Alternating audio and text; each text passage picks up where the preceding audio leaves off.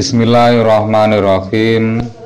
Ila hadratin Nabiil Mustafa Muhammadin sallallahu alaihi wasallam wa khususan manusana hadzal kitab Al-Bayan min Rawai'il Bayan li Syekh Mbah Sholeh Syekh Muhammad Ali As-Sobuni wa khususan ila jami'il asatidina alladzi allamana al-Fatihah.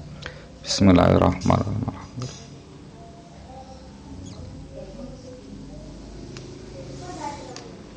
Bismillahirrahmanirrahim. Qala al-mu'allif rahimahullah wa nafa'ana bi ulumihi bidarain amin.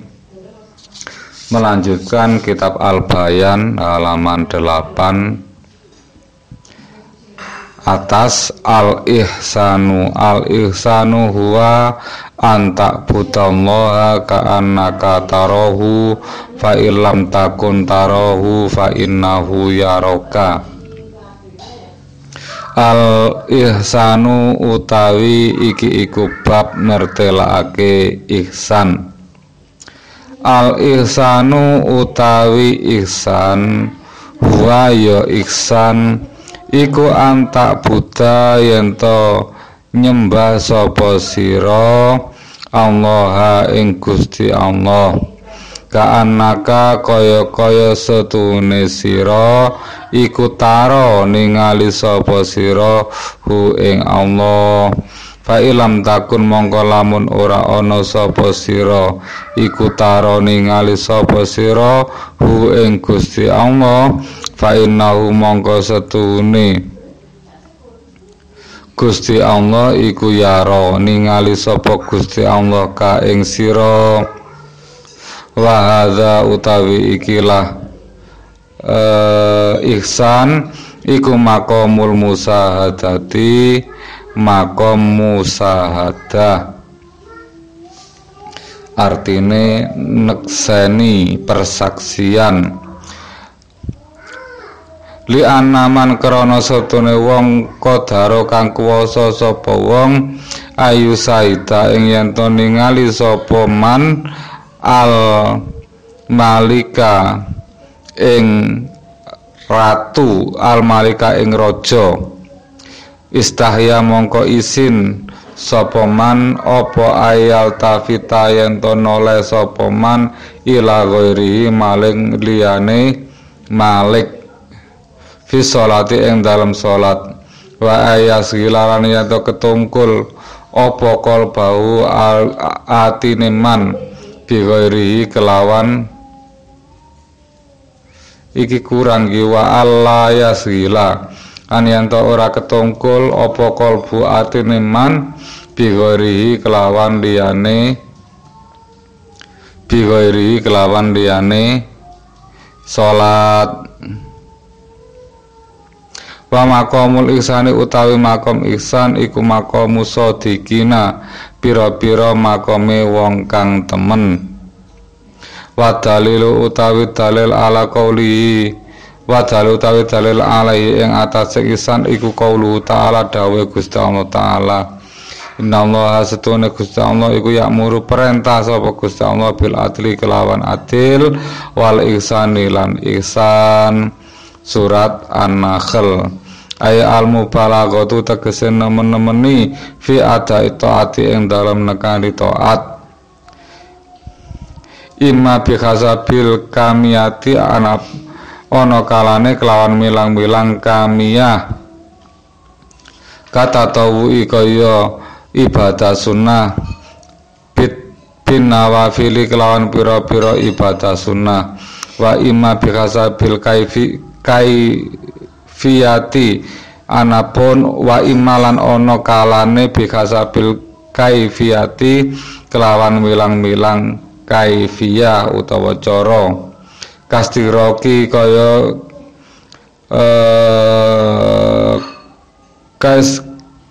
kal istiroki kaya kerem utawa ngentekake fi suhudi maqami rububiyati ing dalem ningali makom rububiyah wa qaulu ta'ala lan dawe Gusti Allah taala wa tawakkalan tawakalo sapa sira alal azizi ing atase Gusti Allah kang wenang Ar-Rahim tur kang asih allazi kang yaro ningali sapa allazi ka ing sira kina takumu ing dalem nalikane jumeneng sapa sira wa taqalu bakalan mulak malik sira fi sajidina ing dalem pira-pira sujud innahu setuhune Rabbu wa huwa ya Rabbu iku asami'u dat kang midanget al alimu tur dat kang ngudaneni. Surat Asy-Syu'ara ayat 220. Wis sakmenehe diwaca gantian.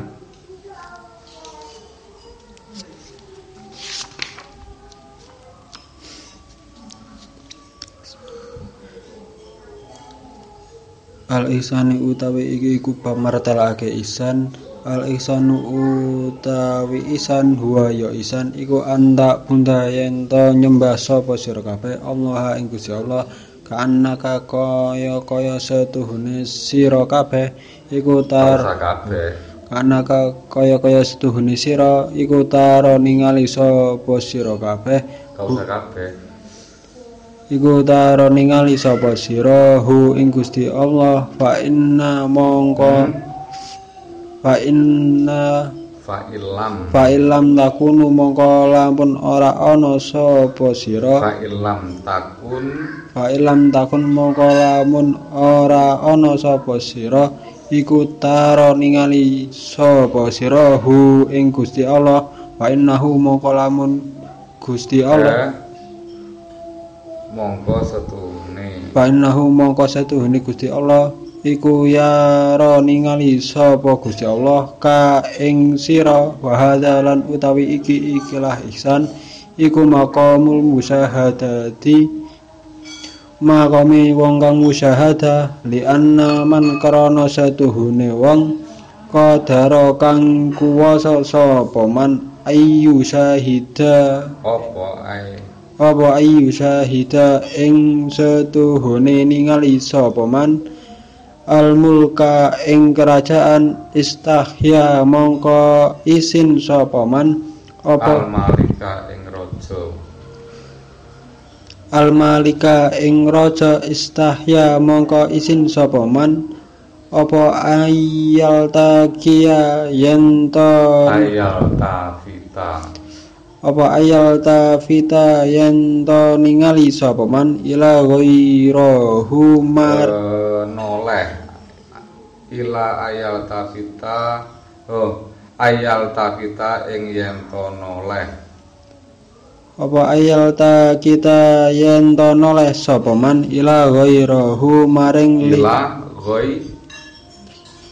ghairihi maring liyane Malik fis sholati ing dalam salat wa ayyas gilalan yento ketungkul apa kalbuhu atine man bi ghairihi kelawan liyane salat wa maqamul ihsan lan utawi maqam ihsan iku maqamu sadiqina pira-pira maqame wong kang temen walid dalilulan utawi dalil alaihi ing atase ihsan iku qauluhu ta'ala dawuh Gusti Allah taala innallaha satuhune Gusti Allah ya'muru merintah iku ya'muru merintah sapa Gusti Allah bil adli kelawan gawe adil wal ihsan lan gawe ihsan. Surat An-Nahl ayil mubalaghatu tegese teman-teman fi adai taati ing dalam nekani taat ima bihasbi kamiyati ana kalane kelawan milang-milang kamiyah kata tawui kaya ibadah sunnah bin nawafili kelawan pira-pira ibadah sunnah wa ma bihasbi wa ama biasbi kaifiyati lan ana kalane kelawan milang-milang cara kal istighraqi kaya ngentekake fisuhudi maqamatir rububiyati ing dalem ningali makome pangeran. Wa qauluhu ta'ala lan dawi Gusti Allah taala tawakkal sira wa tawakkal sira ala azizi ing atase Gusti Allah kang Maha Agung Ar-Rahim tur zat kang welas asih. Alladzi kang yara ningali sapa alladzi ka ing sira khina takumu ing dalem nalikane jumeneng sapa sira wa taqallubuka lan molak-malik sira fisajidi ing dalem nalikane isajidina ing dalem nalikane sujud innahu satuhune rabbu huwa ya rabbu as-sami'u dat kang iku as-sami'u dat kang midanget al-alimi tur dat kang ngudaneni. Surat Asy-Syu'ara ayat 220.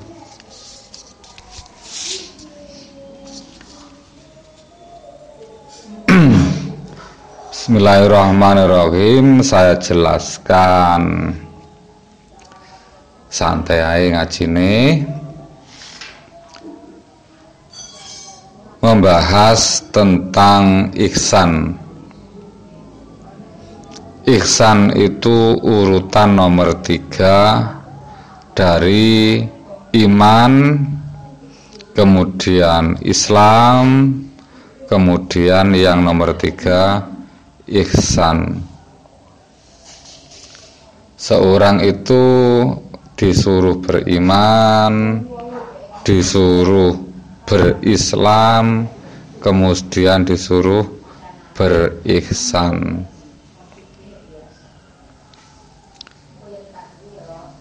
Orang beragama Islam itu ada kalanya dia itu mengawali dirinya untuk masuk ke dalam Islam. Ada kalanya orang itu masuk Islam dikarenakan dia itu karena beriman dulu, yakin dengan adanya Gusti Allah, yakin dengan Nabi Muhammad, kemudian masuk Islam. Ada orang yang Islam itu karena keturunan, karena ikut-ikutan teman, ikut-ikutan tetangga, ikut-ikutan orang tua. Sehingga dari perbedaan latar belakang masuk Islam tersebut juga berdampak beda ketika bagaimana dia menjalankan agama Islam. Kalau masuk Islamnya itu ikut-ikutan, berarti dia itu belum pernah masuk Islam, cuman dia itu hanya mengerjakan ajaran-ajaran Islam. Karena beragamanya itu ikut-ikutan, karena lingkungannya Islam, karena orang tuanya Islam, terus semuanya itu Islam, kemudian dia menjalankan syariat agama Islam itu secara ikut-ikutan, secara nurani, secara hati. Dia itu belum ingin masuk ke dalam Islam, masuk sedalam-dalamnya kepada Islam, ke dalam Islam, kemudian ingin menjadi orang yang benar-benar Islami. Berbeda dengan orang yang memang di situ beragama Islamnya karena dia itu benar-benar masuk ke dalam Islam dengan cara menyatakan diri ingin masuk ke dalam Islam dan ingin masuk ke dalam Islam sedalam-dalamnya hingga Islam bisa mewarnai dirinya dan perilakunya.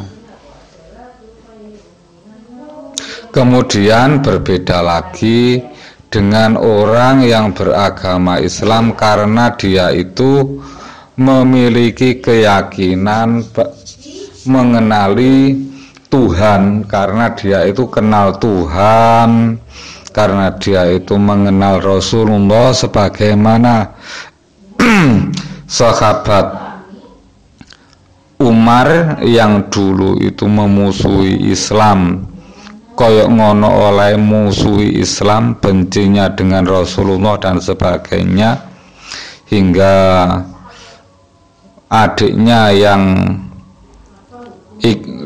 didengar masuk agama Islam langsung mau dibunuh karena sangat bencinya dengan Islam. Setelah sering membenci Islam, kemudian dia itu sedikit demi sedikit mendengar tentang kebenaran dalam Islam, mendengar kebenaran bertuhan, mendengar kebenaran Nabi Muhammad.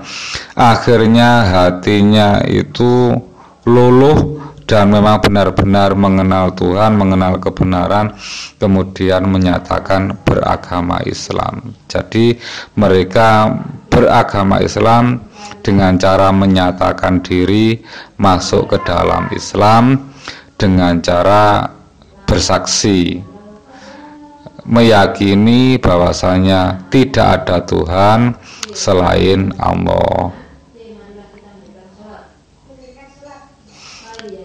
Tidak ada Tuhan kecuali Allah, dan meyakini dan diucapkan kalau Nabi Muhammad itu adalah utusannya Gusti Allah. Dia itu mengatakan sendiri dengan berikrar seperti itu. Terus orang beragama Islam itu ada yang mulai dari kecil, ada yang beragama Islam itu sejak dewasa, ada yang dari kecil sampai dewasa beragama Islam, tapi Islam tidak menyentuh pada hatinya, tidak menyentuh pada perilakunya juga ada. Itu tentang latar belakang orang beragama Islam.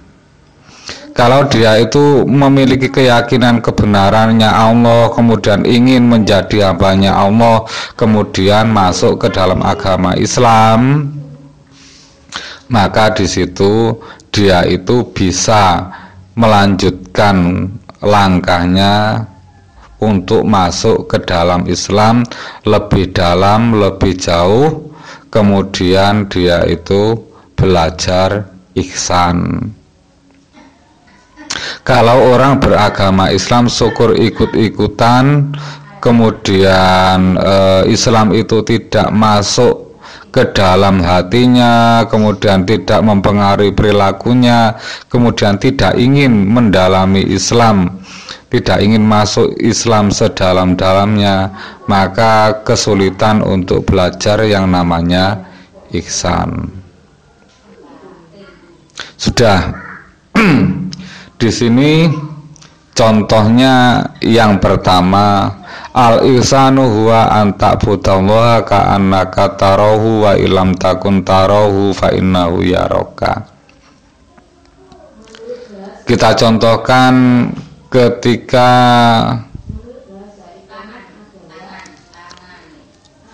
ketika orang itu mencuri.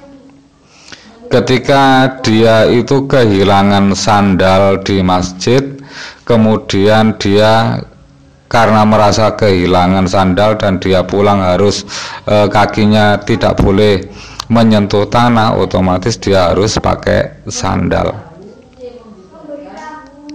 Nah, karena sandalnya hilang, maka dia bagaimana bisa pulang dapat sandal, akhirnya menggunakan langkah mencuri sandal orang lain. Nah, orang yang habis melakukan ibadah sholat itu kan menghadap nanggone Gusti Allah, ngibadah nuruti karepe Gusti Allah ya. Kemudian dia setelah sholat pulang. Saat pulang Gusti Allah melarang untuk mencuri. Karena dia punya masalah, sandalnya hilang, sehingga dia melakukan mencuri. Nah, dia mencuri itu disebabkan karena sandalnya hilang. Padahal andai kata sandalnya tidak hilang, dia itu tidak akan mencuri. Seperti itu. Beda halnya ketika orang setelah mencuri sandal dibawa pulang, kemudian dia itu hati nuraninya itu sadar, ternyata sandal yang saya pakai ini adalah bukan milik saya. Otomatis Gusti Allah itu tidak membenarkan pencurian sandal seperti ini walaupun apapun alasannya. Akhirnya dikembalikan. Nah, dia mengembalikan sandal itu ada dua fenomena yang harus digarisbawahi. Yang pertama, dia mengembalikan sandal karena dia itu melihat Allah, kalau Allah itu melarang orang untuk mencuri sandal. Akhirnya sandal itu dikembalikan. Dia mengembalikan sandal itu latar belakangnya adalah karena takut kepada Allah, takut dosa, takut haram, takut melanggar larangannya Gusti Allah. Garis pertama. Garis kedua, dia itu mengembalikan sandal. Loh, ini sandal ini bukan sandal saya. Ini kalau saya pakai, kemudian saya bawa pulang, kemudian di masjid itu ada kamera CCTV-nya. Kalau ada kamera CCTV-nya nanti ketahuan saya mencuri, saya malu. Nah, daripada saya malu kemudian saya mencuri sandal seperti ini, barang sepele, saya dipermalukan orang banyak, wis saya kembalikan aja. Nah, dia mengembalikan sandal seperti itu tujuannya apa? Karena dilihat oleh orang, karena takut ketahuan, tidak karena mergo dilarang Gusti Allah. Nah, kalau orang itu bawa sandal kemudian dikembalikan itu karena melihat Gusti Allah, melihat larangan Gusti Allah, maka dia itu telah melakukan ihsan. Berarti dia itu telah melihat Gusti Allah melalui hukum yang dibuat oleh Gusti Allah. Ono contone.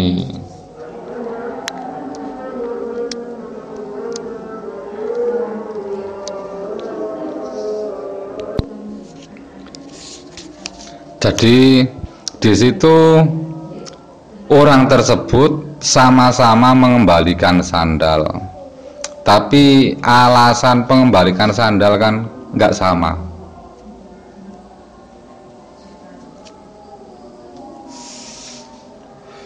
Padahal sandal sama-sama dikembalikan.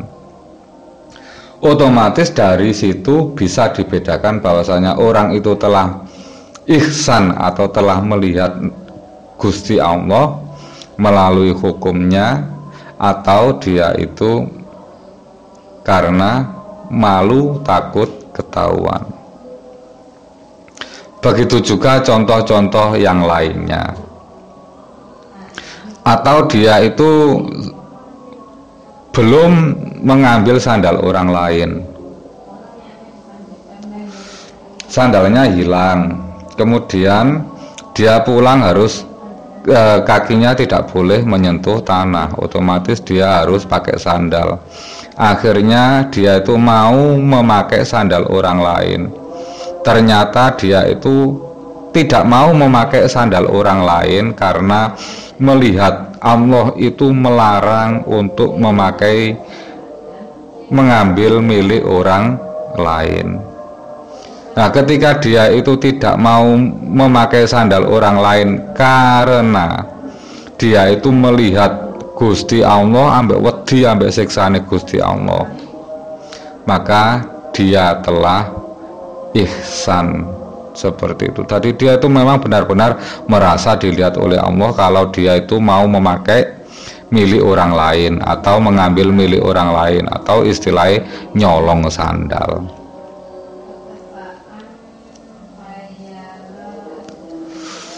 Orang satunya juga seperti itu, sandalnya hilang, akhirnya dia itu mau pakai sandal orang lain, tidak jadi. Kenapa kok tidak jadi mengambil sandalnya orang lain? Ketahuan pemiliknya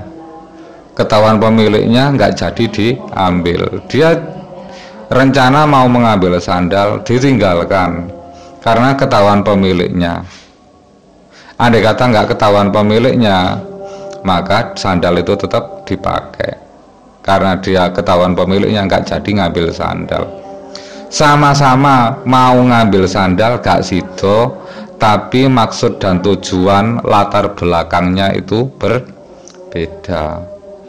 Nah, kalau dia itu melihat Gusti Allah, melihat larangan Gusti Allah, eruh nek diawasi Gusti Allah, gawe sandale uwong, nyolong sandale uwong, ngepek sandale uwong ku gak oleh, akhirnya ditinggalkan.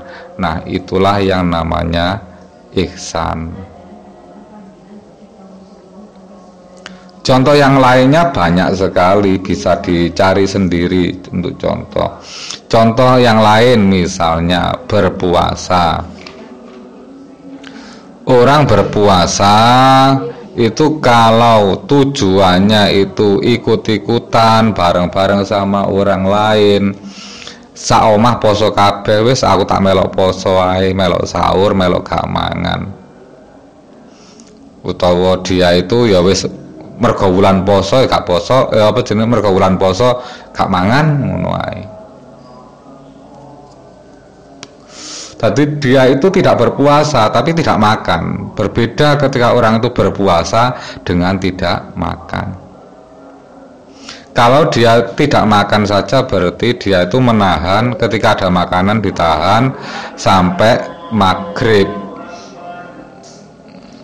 Karena umumnya di bulan Ramadan itu tidak makan, maka dia itu belum ihsan.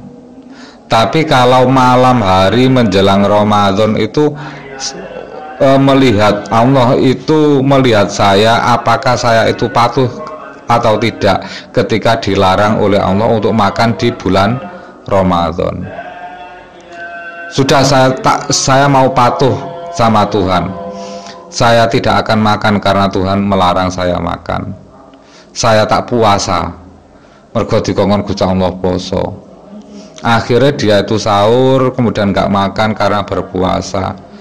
Kemudian dia lapar, haus, tetap berpuasa karena dia itu melihat Gusti Allah yang memerintah. Tetap berpuasa sampai maghrib berbuka. Dia tetap merasakan haus dan lapar, tapi dia tidak, setelah haus tidak minum, setelah lapar tidak makan, karena merasa dilihat oleh Allah. Sampai maghrib tetap berpuasa.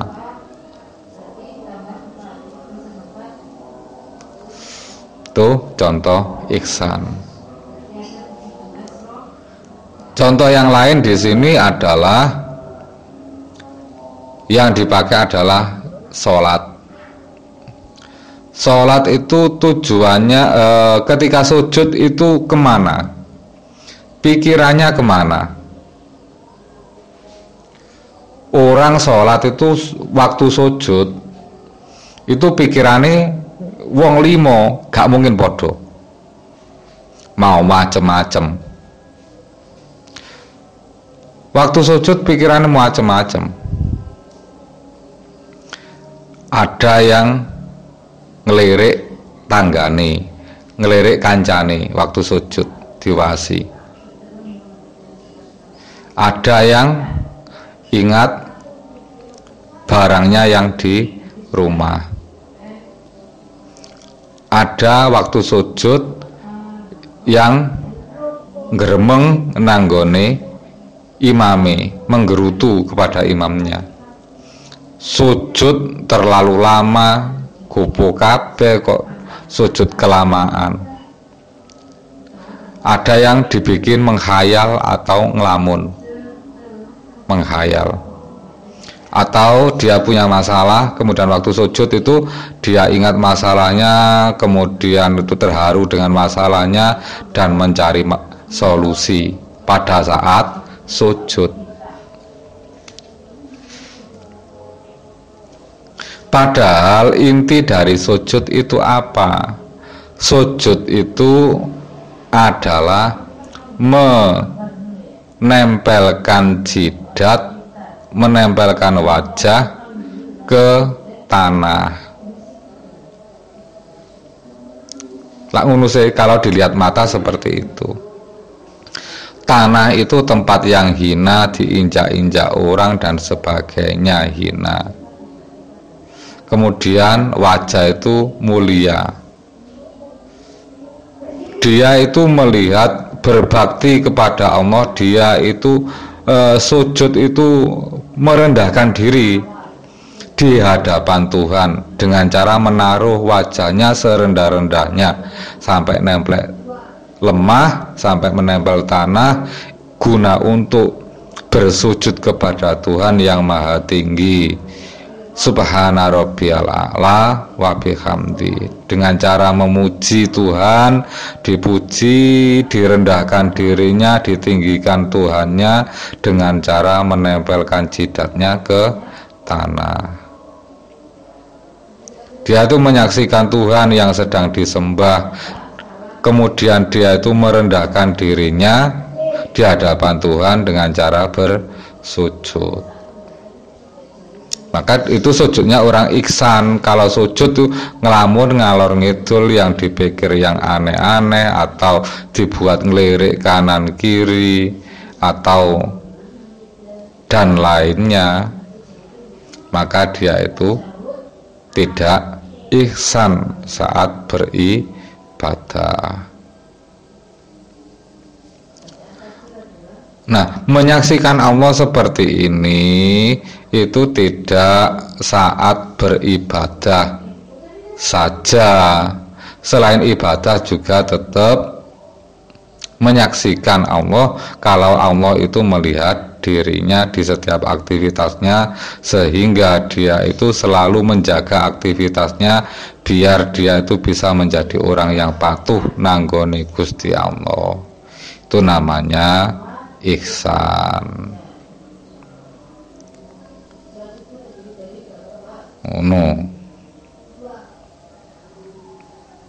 Jadi dia itu mengingat Allah di saat berdiri, di saat duduk, di saat berbaring, itu merasa dilihat oleh Gusti Allah. Itu namanya ihsan. Mergo dia itu melihat Tuhannya agama Islam, karena dia telah masuk Islam sedalam-dalamnya. Itu jenenge ihsan. Paham? Enak ditakokno? Tidak ada. Kalau tidak ada, saya kira cukup.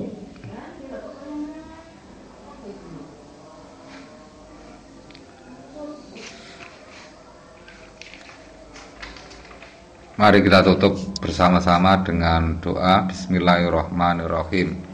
Allahumma inni istauda'tuka